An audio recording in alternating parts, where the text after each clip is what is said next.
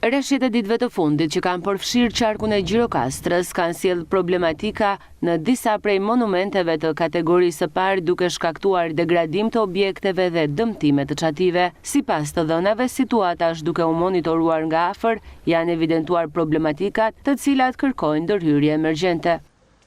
Gjatë kësaj periudhe, për shkak të rreshjeve shumë të dëndura të shiut, që sollën situata të paparashikuara në qarkun e Gjirokastës dhe më shumë në qytetin e Gjirokastës, nga ana e DRTK-s janë kryer inspektime në disa prej monumenteve, të cilat kanë patur problematika edhe para këtyre rreshjeve. Konkretisht në qendrën historike, në zonën në objektet si në Karagjozat, kategoria para, po edhe në Lomani, në Pazar të Vjetër, ka patur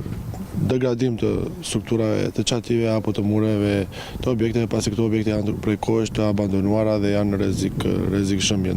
Një vëmendje e shtuar po i kushtohet edhe urave monument kulture, të cilat po inspektohen vazhdimisht nga punonjësit e DRKK-s, me qëllim parandalimin e dëmtimeve të mëtejshme dhe garantimin e sigurisë së tyre. Vëmendje e shtuar i kushtuar objekteve si urat, të cilat janë inspektuar në mënyrë të përhershme,